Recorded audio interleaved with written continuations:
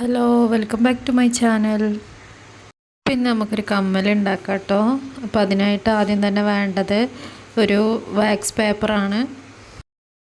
Paper എൻ്റെ അടുത്ത് ഇല്ലാത്തതുകൊണ്ട് ഇപ്പോൾ ഞാനൊരു കവറിൻ്റെ പീസാണ് കേട്ടോ എടുത്തിട്ടുള്ളത്. ആദ്യം തന്നെ പേപ്പർ ഒന്ന് കട്ട് ചെയ്തെടുത്തിട്ട് അതിലേക്ക് കക്ക് ഒട്ടിച്ച് കൊടുക്കാം. എന്നിട്ടൊന്ന് ഒട്ടിയതിന് ശേഷം സ്റ്റോൺ ചെയിനാണ് അടുത്തതായിട്ട് ഒട്ടിച്ച് കൊടുക്കാൻ പോകുന്നത്. അതിനായിട്ട് അതിൻ്റെ ചുറ്റോറും ഗം അപ്ലൈ ചെയ്തിട്ട് സ്റ്റോൺ ചെയിൻ ഒന്ന് ഒട്ടിച്ചു കൊടുക്കാൻ ഞാനിപ്പോൾ B7000 എന്ന് പറഞ്ഞിട്ടുള്ള പശയാണ് കേട്ടോ ഉപയോഗിച്ചിട്ടുള്ളത്.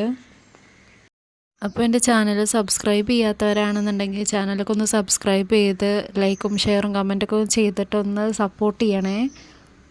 ഇതിൻ്റെ ഒരു വശത്തായിട്ട് പശ തേച്ച് കൊടുത്തിട്ട് നമ്മൾ സീക്വൻസ് ഒട്ടിച്ചു കൊടുക്കാം കേട്ടോ. കയ്യിലിപ്പോൾ ഇങ്ങനത്തെ സീക്വൻസ് ആയതുകൊണ്ടാണ് ഞാനിത് ഒട്ടിച്ചു കൊടുത്തത്. നിങ്ങൾക്ക് എങ്ങനത്തെ വേണമെങ്കിലും ഉപയോഗിക്കാം.